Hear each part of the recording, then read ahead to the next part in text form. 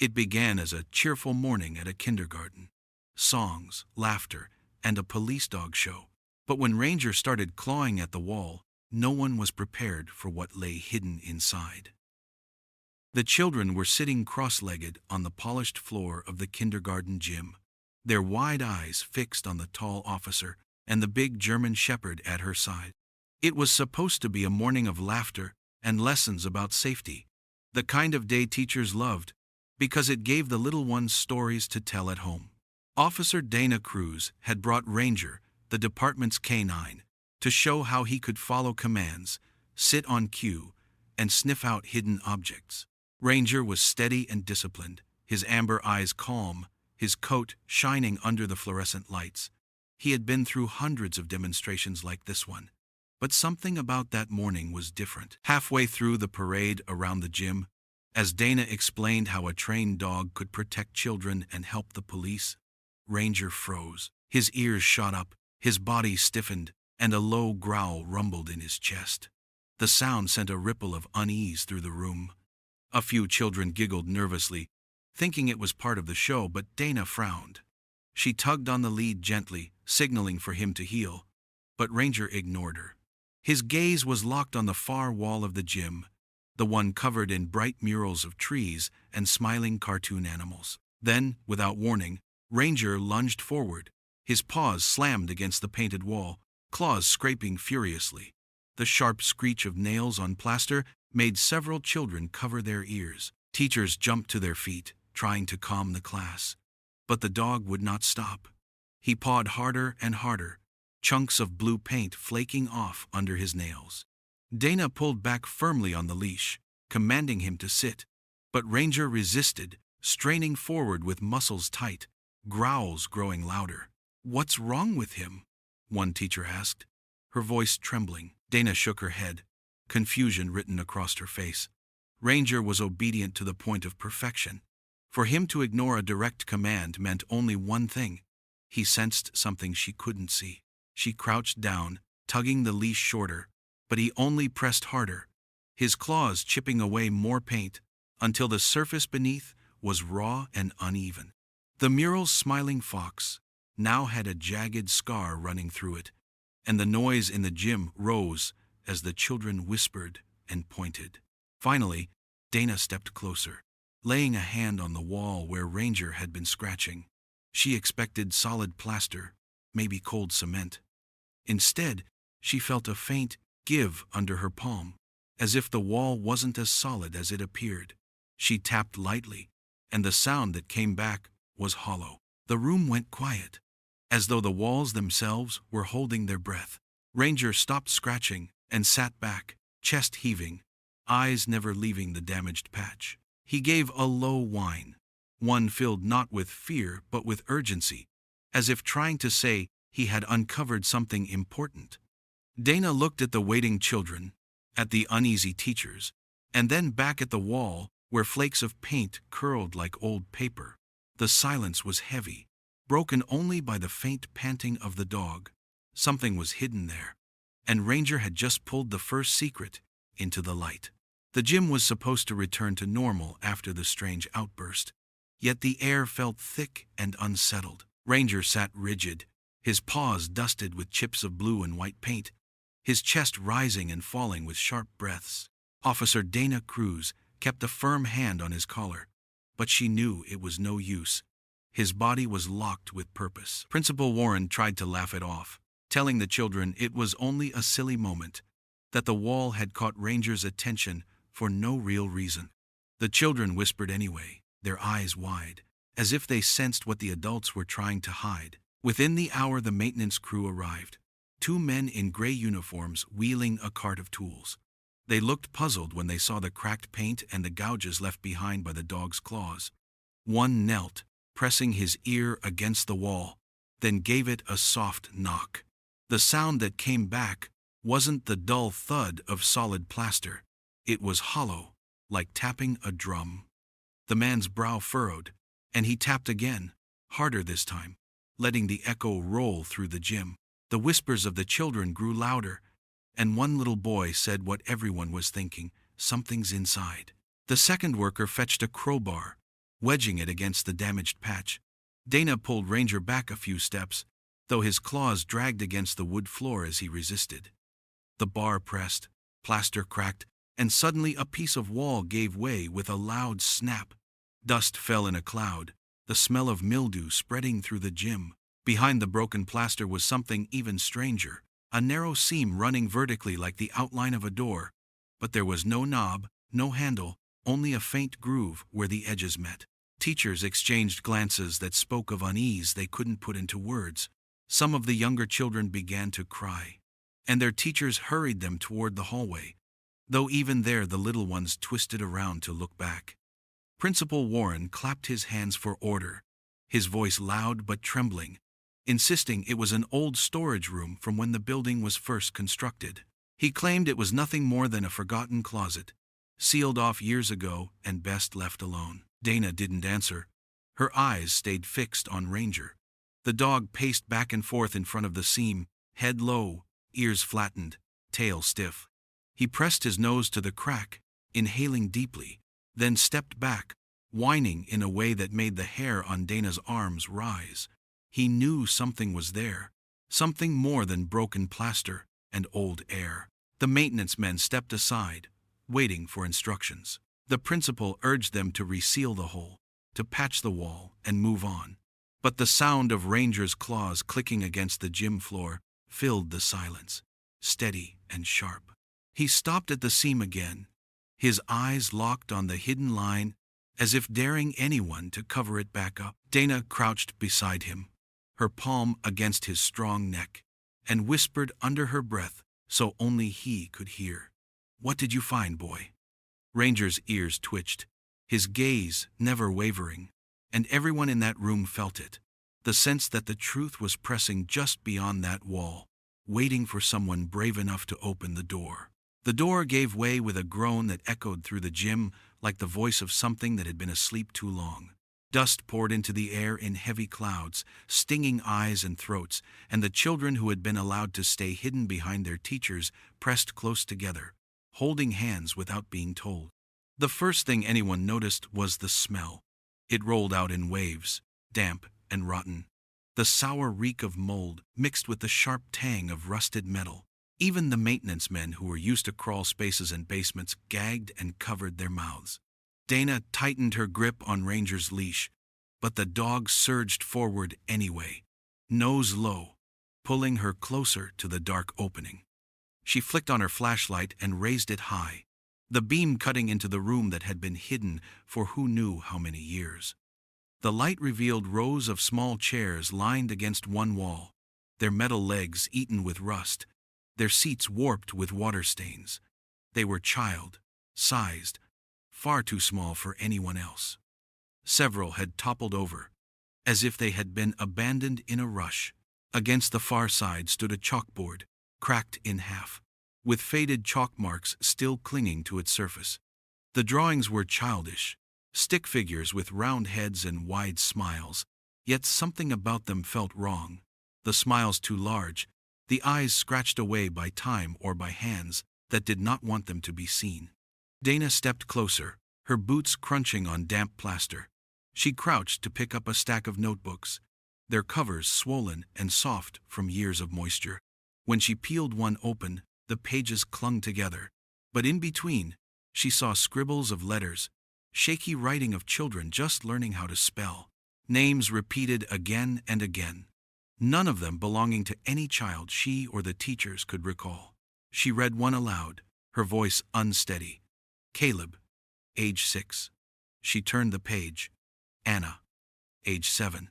Each notebook carried a name, sometimes with numbers beside them, sometimes just a first name, written again and again until the page tore through. Teachers looked pale, one covering her mouth as tears filled her eyes. Ranger let out a low whine that made the hair on the back of Dana's neck prickle. He wasn't looking at the notebooks or the chalkboard. He had moved to the center of the room, standing stiff over a square drain set into the concrete floor. The metal was brown and pitted, the grate barely visible under layers of rust. He sniffed it, growled softly, then pressed his paw against the bars as if trying to reach through them.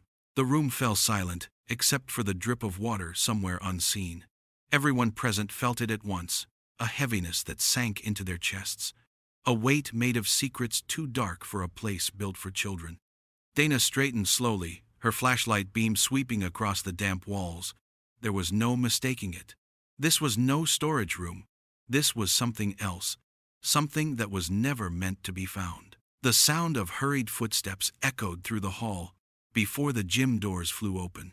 Mayor Harold Gaines entered with a small entourage, his polished shoes clicking sharply against the floor. His smile was broad and confident, but the way his hand trembled as he smoothed his tie betrayed something else. The room fell quiet as he approached, the teachers stepping back respectfully, the children hushed by the weight of his presence. He wasted no time, his voice loud and full of authority, declaring the discovery nothing more than a construction oversight. He said the room must have been part of the original basement plans, long forgotten, sealed off by mistake decades ago. His words sounded neat and rehearsed, like a statement prepared for cameras. But the gym was quiet, no cameras here, only eyes that had seen the small chairs and the ruined notebooks. Dana stood beside Ranger, her arms crossed, watching closely. She noticed how Mayor Gaines refused to look at the floor drain, how his gaze skimmed quickly over the chalkboard, as if the faded drawings burned his sight. Every time Ranger gave a low rumble in his throat, the mayor's voice cracked, just for a second, before he forced his smile wider and spoke louder, as though he could drown out the dog's warning. The principal nodded along nervously, clinging to the mayor's explanation.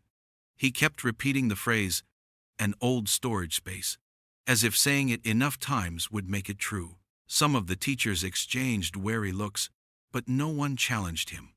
The children had been ushered into classrooms by now, though their whispers still drifted faintly through the open door, voices of innocence that had already felt the shadow hanging over the day.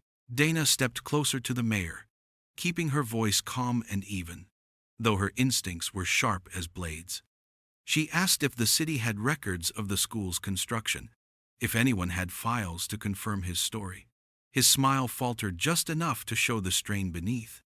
He promised the records existed, promised to have them brought out immediately, promised anything to end the conversation.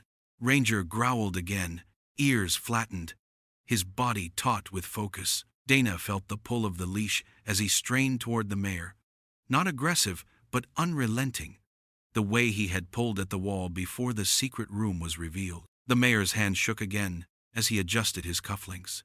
He stepped back from the doorway, commanding the workers to seal the room at once, to restore the wall and cover the shame of decay. His voice was firm, but his eyes betrayed fear, darting away from Dana's steady stare, away from Ranger's amber gaze. Dana filed it away silently, every detail, the tremor in his hands, the crack in his voice, the way he refused to look at the drain. Something in that room had unsettled the most powerful man in town. Something more than old plaster and rust. She didn't know what it was yet, but she knew one thing with certainty. Ranger was right. By the next morning, the town was already buzzing. News of the hidden room at Maplewood Kindergarten spread faster than anyone could contain it, carried from parent to parent in hushed voices at grocery stores, whispered over back fences, murmured at church pews where eyes flicked nervously toward the mayor's seat.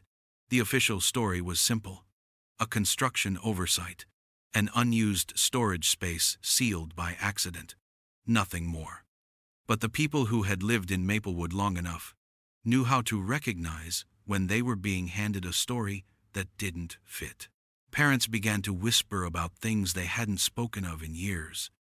A woman in her 50s told her daughter she still remembered when two children vanished on their walk home from the very same school in the mid-1980s. Their names never carved on the town's memorial, their cases never solved. Another father swore he could recall construction crews working late at the kindergarten, long after the building was supposed to be finished. Men in trucks without company logos, lights burning in the gym at odd hours. The memories resurfaced like stones rising through thawing soil, rough and unshaped, but impossible to ignore. The mayor's statement was printed in the local paper, bold and tidy, but no amount of ink could smother the unease. Teachers traded glances in the lounge, older staff remembering strange rules about locked doors and restricted hallways that never quite made sense. The whispers grew until they threaded through every corner of the town, and though no one said it aloud in the open, the thought was the same. Something had happened in that room, and someone had worked very hard to bury it. At home, Dana tried to focus on her reports, but Ranger would not let her rest. He paced the length of the living room, nails clicking against the hardwood, circling the doors and scratching at them like he was trying to get out. When the sirens from a distant patrol car howled through the night, he whined and pressed against the window, his body trembling with urgency. Dana sat on the couch watching him, her chest tight, feeling as though he was urging her to move, to keep pushing past the silence. She knew him well enough to trust his instincts. This was the same dog who had refused to leave the wall at the school, the same dog who had known before anyone else that a secret was waiting. He was restless because the secret wasn't finished, because the story the mayor had written in neat lines didn't match the truth Ranger had smelled in the dust and rot of that hidden room. Dana leaned forward, resting her elbows on her knees, her eyes following Ranger as he pressed his nose against the back door. "I hear you," she whispered, her voice low, more to herself than to him. "We're not done." Ranger's ears twitched. His tail gave a single thump, and then he settled at her feet, still alert, still waiting. The whispers outside were growing louder, and inside her chest the same unease pulsed like a drumbeat. Something foul lingered beneath Maplewood's quiet streets, and Ranger would not let her forget it. The school was quiet when the forensic team arrived, their heavy boots echoing down the gym hall as they carried cases of equipment inside. The door to the hidden room had been left open, its frame splintered where the crowbars had pried it loose. Dana stood to the side with Ranger at her heel, watching as the team set to work, their gloved hands dusting surfaces, bagging scraps of paper, photographing every inch.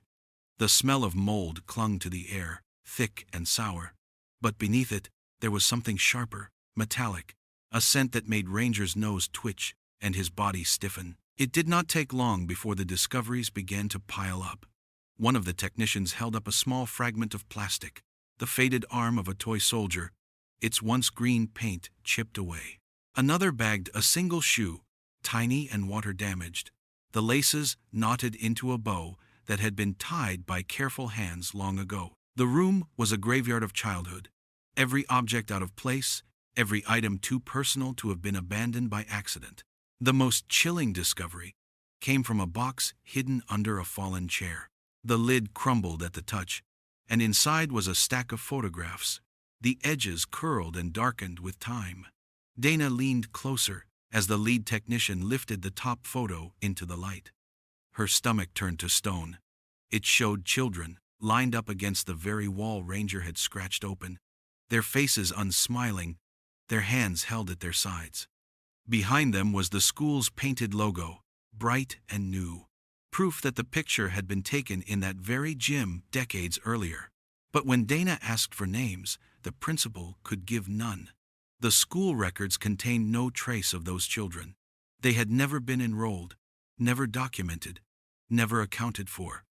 They were ghosts captured on glossy paper, staring back at the present with eyes that demanded answers. The evidence was sealed in boxes and loaded into a van, and Dana followed it to City Hall, Ranger riding silently in the back of her cruiser. Her chest was tight with anger, but also with determination. This was more than rumor now, more than whispers shared in shadows.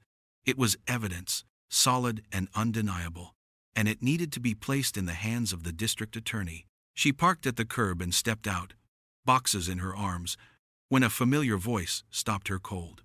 Mayor Harold Gaines stood near the steps, his smile as polished as ever, but his eyes hard and tired. He raised a hand, blocking her path, and leaned close enough that his words cut sharp. "Let the past stay buried," he warned. You don't understand what you're stirring up. This town isn't ready to face it." Dana met his gaze without flinching. Ranger growled low at her side, his teeth flashing as his ears pressed flat. The mayor's smile faltered, and for the first time his polished tone cracked. He stepped back quickly, adjusting his cufflinks with shaking fingers, before turning away. Dana stood frozen for a moment, the weight of the boxes heavy in her arms, the warning heavier still. She knew one thing, as Ranger's growl faded into silence. Whatever was buried here was darker than anyone wanted to admit, and the fight to uncover it had only just begun. The night air was cool but heavy, the kind that carried sound too far and made silence feel unnatural. Dana sat at her kitchen table, her files spread out in front of her, but she couldn't focus on a single page. Ranger was pacing again, claws clicking softly across the floor, pausing at the door, then circling back as if trapped between urgency and patience. He gave a low whine, the same restless sound he had made the night before the wall was broken open. Dana rubbed her tired eyes and sighed. "What is it this time, boy?" she murmured, but his stare didn't waver. His body was tense, his ears pricked toward the window, as though listening to something she couldn't hear. When the phone rang, she nearly jumped. It was a neighbor, frantic, saying there were lights at the school, strange shadows moving where no one should be at this hour. Dana was on her feet before the call even ended. Ranger was already at the door, tail stiff, muscles coiled. She grabbed her jacket and keys, and they were out the door in seconds. The cruiser's siren silent, but its lights cutting the night as they sped down the road. The school loomed ahead, its windows glowing with an unnatural orange flicker. The smell of smoke hit her before she even stepped out. Flames licked from the open gym door, and dark figures burst from the shadows, sprinting toward a waiting van. Dana shouted, drawing her weapon, but the intruders didn't stop. Ranger lunged forward, barking furiously, pulling against the leash with a strength that nearly yanked her off balance. The masked men scrambled into the van and tore off into the night, tires screeching as they vanished down the road. Dana wanted to follow, but Ranger had already pulled her hard toward the gym. The fire was spreading fast, smoke rolling in waves. Inside, the hidden room was ablaze, black smoke curling against the ceiling, paint blistering on the walls. Dana called for backup, and fire crews arrived within minutes, dousing the flames and leaving behind a scorched ruin. The air was thick with the stench of burned wood and melted plastic, but through it all, Ranger pushed forward, nose pressed low, his nails scraping the blackened concrete. He pawed at one section of the wall where the fire hadn't burned clean through. Dana tried to pull him back, afraid for his paws on the sharp debris, but he wouldn't stop. He dug until his pads split and bled, his growls turning into desperate whines. At last, the sound of metal rang out beneath his claws. Hidden in the wall, half cemented, half burned, was the corner of a rusted lockbox. Ranger's body shook with exhaustion, but he clawed harder, dragging himself down until the box came free. Investigators rushed forward, prying it loose with tools, their flashlights glinting off the scorched steel. The lid was sealed tight, but everyone in that room knew what it meant. Someone had tried to erase the past, to burn it to ash, but Ranger had pulled the truth back into the light. Dana knelt beside him, pressing her hand gently against his bleeding paws, whispering softly, "Good boy, you found it. You never stop, do you?" Ranger leaned into her touch, chest still heaving, his amber eyes fierce with the knowledge that they were not done yet. The box was carried into the evidence room like it was made of glass, every set of eyes fixed on it, as though it might break open and spill its secrets across the floor. The metal was blackened by fire, edges warped from the heat, but the lock gave way under careful hands. Dana stood close, Ranger at her side, her heart pounding as the lid creaked open. Inside was not ash, not ruin, but neat stacks of ledger books sealed in wax sleeves that had protected them from the flames. The smell of char still clung to them, acrid and sour, but the words written inside were clear. She pulled on gloves and lifted the first book. The pages were yellowed, the ink faded, but still legible. Columns filled every sheet, dates on the left, names in the center, and on the right, numbers that were far too precise to be anything but payments. She flipped faster, the names running together, some marked with ages, some followed by short notes in a careful hand. The room grew still as she whispered one line aloud. Ellen, 7 years old, transfer confirmed. Her throat tightened, bile rising as she turned another page. Daniel, 6 years old, payment cleared. Her hands trembled, and she nearly dropped the book, but Ranger pressed his body against her leg, steady and firm, his weight grounding her in the storm. She felt the warmth of him through her uniform, his steady breath a counter to her shaking one. She looked down into his amber eyes and drew in a breath. He was telling her not to stop. She opened another ledger, flipping through carefully. The names continued, dozens, maybe hundreds. Some were crossed out, others circled, all marked with amounts that matched payments scrawled in the margins. The horror of it pressed down on her chest until it was hard to breathe. This wasn't just a forgotten storage room. This was proof of something vile, something systematic. It was a record of children treated like numbers in a business transaction. Then she saw it. A name written not once but many times across different years. Harold Gaines, the mayor. His name appeared beside several entries marked special transfers, each one followed by larger amounts than the others. Dana's eyes narrowed as she traced the lines with her gloved finger. The polished man with the rehearsed smile had tried to dismiss the room as an accident, had warned her to let the past stay buried. But here, in black ink on crumbling paper, was his hand in the darkness. Her stomach turned, rage burning beneath her skin, but she kept her voice steady as she called over the district attorney. Together they examined the ledgers, and every name, every number was catalogued, photographed, secured. It was the kind of evidence no denial could erase. Ranger gave a low growl, his nose brushing the edge of the open box. He seemed to know that this was what he had been digging for, what he had bled for.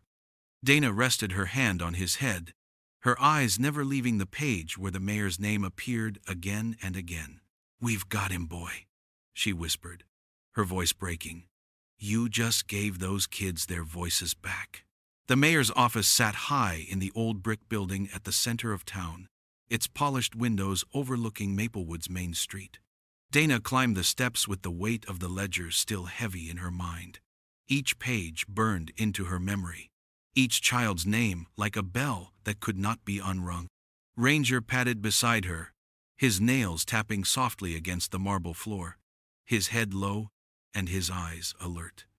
The receptionist tried to stop them, but Dana's stare was unshakable, and before long she was standing inside the wide office, lined with photographs and awards that painted Harold Gaines as the perfect public servant. The man himself rose slowly from behind his desk, his smile thin and sharp as a blade. "Officer Cruz," he said, his voice dripping with false charm, "to what do I owe the visit? I trust the fire at the school has been contained?" His hands fussed with the cuffs of his shirt, but Dana noticed the tremor in his fingers, the way he refused to look at the box she carried. She placed one of the ledgers on his desk, flipping it open with deliberate calm. The names and numbers stared up like ghosts rising from the page. "I think you already know why I'm here," she said. "These records tie you to children who vanished from this town. Special transfers. Your name is on them." The mayor chuckled, though the sound cracked halfway through. He leaned back in his chair, forcing his features into a mask of bored dismissal.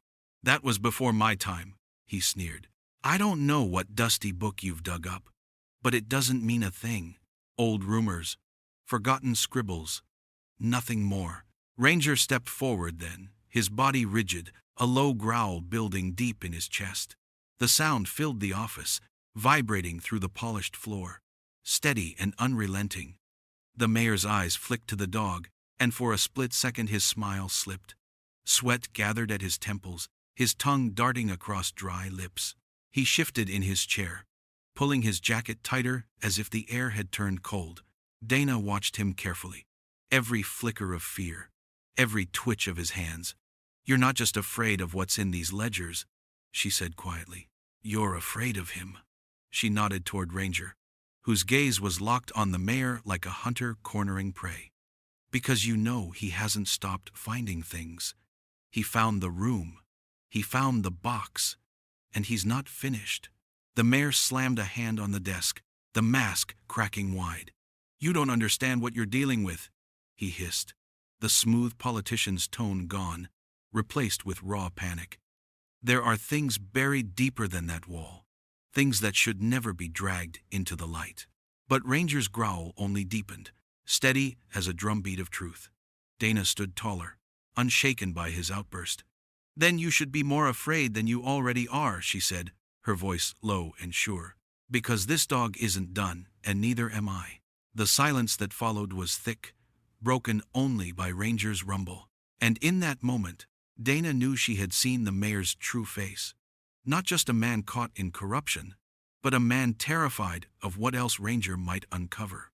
The dig began at dawn, the pale light of morning stretching long shadows across the schoolyard as heavy equipment rumbled into place.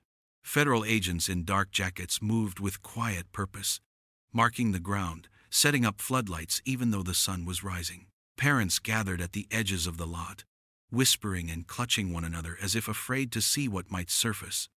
Dana stood near the gym wall, her hands on Ranger's harness, her eyes fixed on him as he pulled against the leash with unyielding force. He had tracked a scent to the far side of the building the night before, circling and pawing at the soil like something beneath it was calling to him. Today, they were finally going to see what he had been trying to tell them. The first shovel struck earth, and Ranger's ears shot up. His nose pressed to the ground, his body quivering with focus, and every time the digging paused, he barked sharply until the work began again. Dirt gave way to clay, and then, with a dull echo, a hollow space was struck. The sound of shovels against metal carried a chill that settled over everyone present.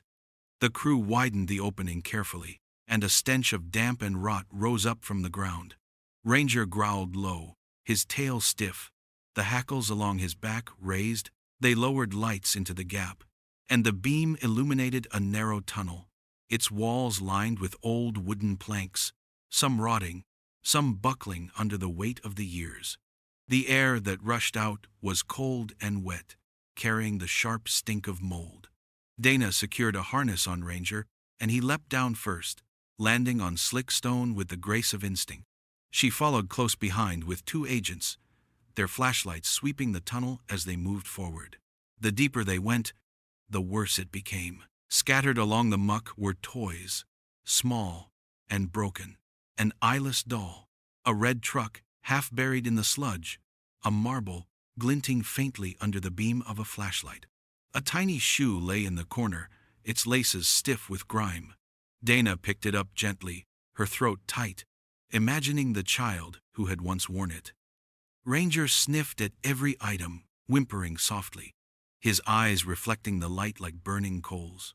They pressed farther, until the tunnel opened into a junction where stone walls gave way to the rusted pipes of the old storm drains. Water trickled in a steady rhythm, echoing like whispers. The flashlight beams caught something carved into the walls. Dana reached out with her glove and traced the grooves with trembling fingers. Initials. Dozens of them. Some were simple letters, others full names, scratched with small, unsteady hands. Children had been here, trapped in this dark artery beneath the town, leaving behind the only mark they could. Silence pressed in around the group. No one spoke because there was nothing left to deny. The toys, the shoes, the initials, they told the story clearer than words ever could. The mayor's polished explanations, the reassurances about old storage rooms, all of it crumbled in that moment. The truth had been unearthed in stone and mud, and it was foul. Ranger let out a sharp bark, the sound echoing through the drains, demanding they keep going, demanding the world see what had been hidden beneath Maplewood. Dana wiped her eyes, her voice barely a whisper as she said, "It's over now. They'll finally know." 7 is remand. The courthouse was overflowing by the time the trial began. Reporters crowded the steps, cameras flashing as the town that had once trusted Harold Gaines gathered to watch his fall. Inside, the air was stifling with grief and fury. Parents of children who had vanished decades ago, sitting shoulder to shoulder, clutching faded photographs, holding one another's trembling hands. Dana walked in quietly, Ranger at her side, his paws still bandaged from digging through the scorched rubble and the earth beneath the school. His nails clicked against the polished floor, the sound steady and grounding in a room heavy with pain. The mayor was led in by deputies, his once immaculate suit hanging loose on his frame, his face pale but still trying to hold a mask of arrogance. He smirked as if the trial were beneath him, but the smirk faltered when Ranger growled low from beneath Dana's chair. The sound spread through the courtroom like a current, drawing every eye to the defendant, reminding all that the lies could no longer protect him. The prosecution began by laying out the ledgers, each one projected onto a screen so the jury and the families could see. Pages of names filled the courtroom, children recorded not as lives but as transactions, their innocence reduced to payments and numbers. Every page turned was a blow against the mayor's empire. Every line of ink another nail in the coffin of his carefully constructed life. Whispers of rage rippled through the benches, mothers biting back sobs, fathers gripping the edges of their seats until their knuckles turned white. Dana sat still, her hand resting lightly on Ranger's back as he leaned against her leg. He was calm, yet his amber eyes followed every word, every motion, as if he knew exactly what was happening. The prosecutor's voice grew firm, describing how the tunnels beneath the school had been used, how initials carved into stone testified to lives trapped in the dark. Ranger's ears flicked at the mention of the tunnels, his body tightening, as though reliving the moment when he had found them. The defense tried to argue that the ledgers were fabrications, old papers twisted into false meaning, but the jury's faces hardened with every attempt. They had seen the photographs of children lined against the gym wall. They had seen the toys and shoes pulled from the tunnels. They had heard the testimony of experts who confirmed every detail. Lies crumbled in the face of truth, and the mayor's empire collapsed like a house of cards in a storm. When closing arguments ended, the jury left only briefly. The room was silent, the air thick, every breath waiting for the verdict. Ranger laid his head on his paws, eyes half closed but ears still sharp. It did not take long. The jurors filed back in, their expressions grim and certain. The foreman stood, his voice steady. Guilty. The words struck like thunder. Final and absolute. Gasps and cries filled the courtroom, some of sorrow, some of relief.